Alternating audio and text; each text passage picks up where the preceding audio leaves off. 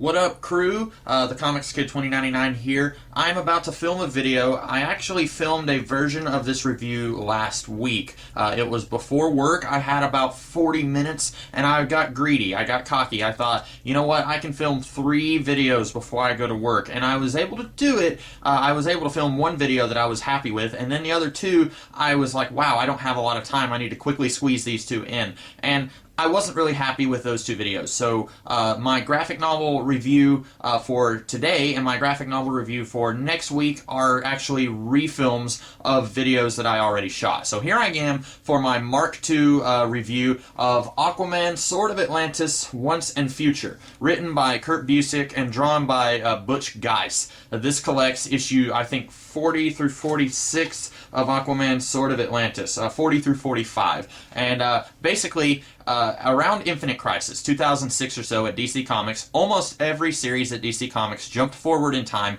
1 year. And basically, the idea was they wanted everyone to be able to just walk into any series and be able to read it without feeling like they had to have a lot of knowledge about those characters. And in some cases, they took that opportunity to softly reboot those characters so that anyone could walk in and read those characters. And they did that with Aquaman.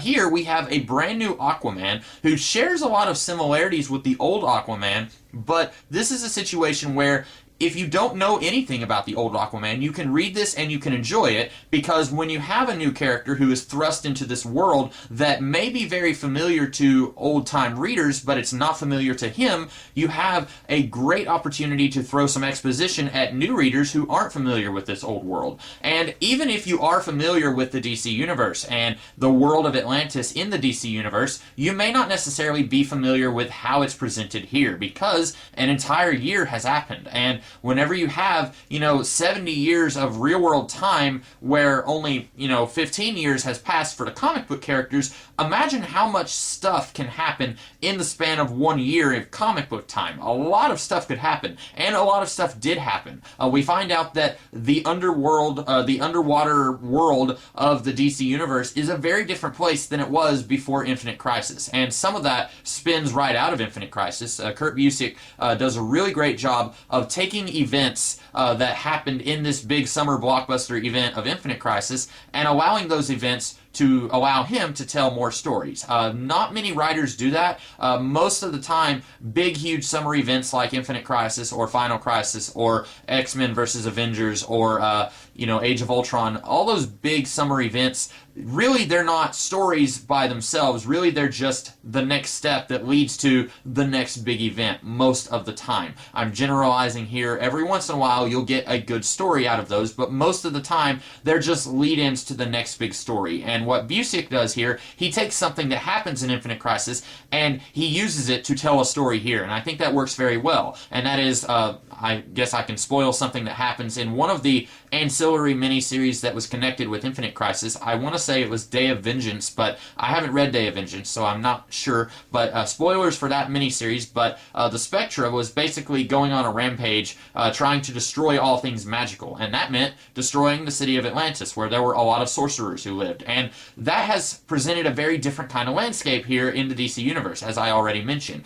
It's much more of a kind of post King Arthur kind of world. Not post King Arthur, but a lot of the Arthurian fiction that I've read, before King Arthur kind of takes his place as the rightful king that everyone wants to follow, the world of Great Britain is very much divided by all these little smaller warlords who are like, you know what, the rightful king is dead, I'm going to be the new king. And then all these other guys are like, no, I'm going to be the new king. So it's a land divided by war and politics, and it's just a very ugly thing all around. That's kind of what the Atlantis and the underwater world of the DC Universe is like in this volume of Aquaman, Sword of Atlantis. And I really like that. That worked very well for me because I'm a huge Aquaman fan. And in a lot of ways, this does what I would love to see a King Arthur TV series do, where King Arthur is kind of thrust into this world, and he doesn't really want to do what he's being made to do, but he ultimately does it to save the realm and because it's the right thing to do. And that's kind of what our new Aquaman is. And this is a new Aquaman. I should mention that in the same way that this jumps forward 1 year to kind of allow new readers to become familiar with old-time characters. This is a brand new version of Aquaman, which should make it easier for new readers to become familiar with. But it still uses a lot of the lore and other characters from Aquaman in this story. Mera, the old Aquaman's wife, she's in this story. The Sea Devils, they weren't actually Aquaman characters, but they were old. Basically, they were like the Fantastic Four if they did stuff underwater. That's the Sea Devils from the 1960s. They're in this story. King Shark, who I believe is an Aquaman villain, here he's more of an anti-hero. He's in this story. Volko is in this story. You've got a lot of characters from Aquaman who are here in different roles than what they played for the old Aquaman. And so I feel like this is a really good way of kind of bridging the gap between new readers and longtime readers. If you're a longtime fan of Aquaman, there's a lot of stuff here that is going to be for you. Mera is here, the Dweller of the Deep. I'm not going to spoil who or what the Dweller of the Deep is, but there's a lot of interesting stuff going on with him.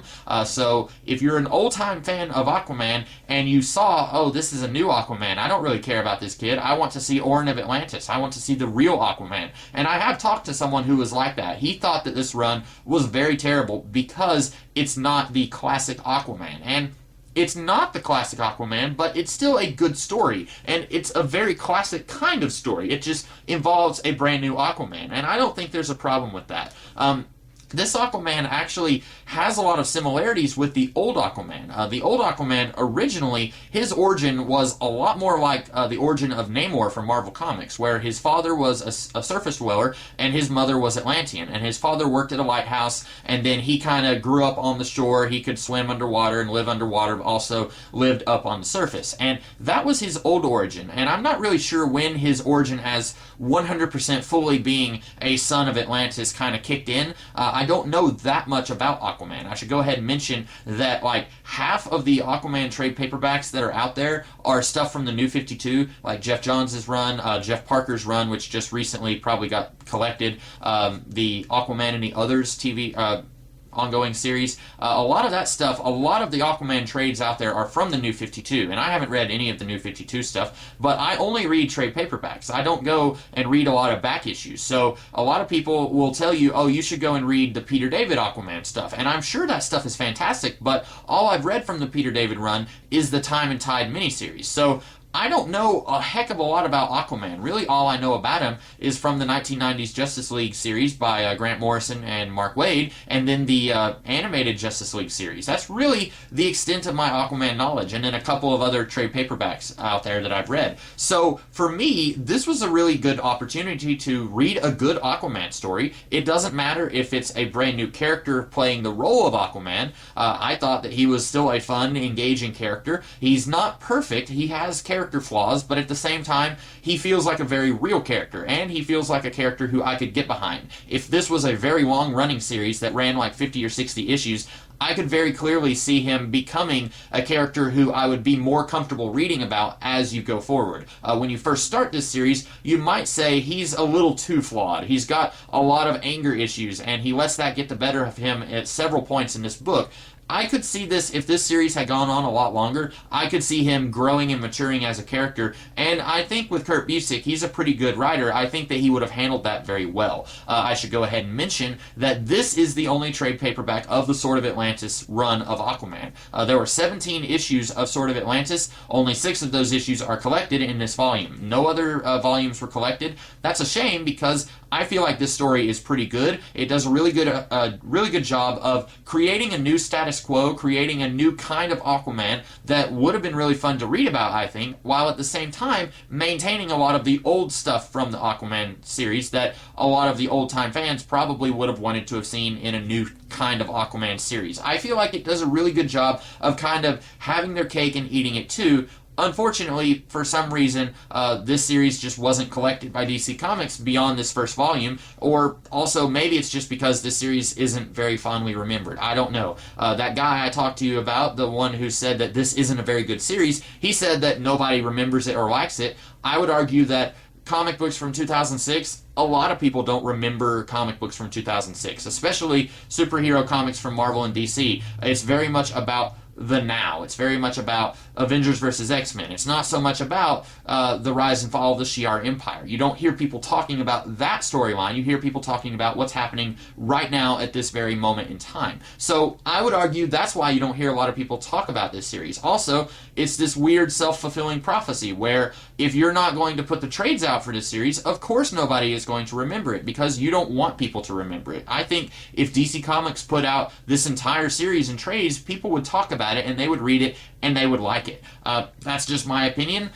There is going to be an Aquaman movie coming out in the next few years. Maybe DC will get off their butts and collect some more Aquaman stuff, some more of the classic stuff that I would be more interested in reading, and not so much the stuff by Jeff Johns that I'm not interested in reading. Maybe they'll do that, maybe they won't. I don't know. DC, sometimes they surprise me with the stuff that they collect, and then sometimes they collect the stuff where I'm like, oh, okay, you're collecting that. All right.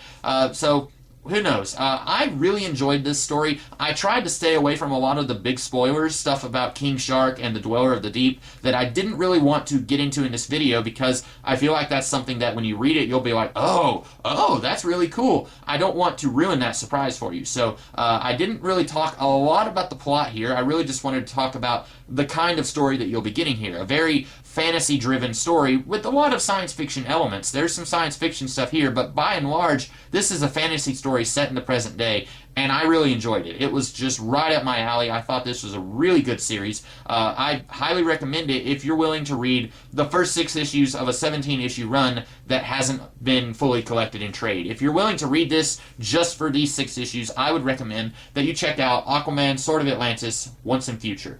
So those are my thoughts on this graphic novel. I hope that you guys liked this video. If you did, be sure to like, share, comment, and subscribe. And I will be back later in the week with a different kind of video. So I will see you guys then. Have a great rest of the day.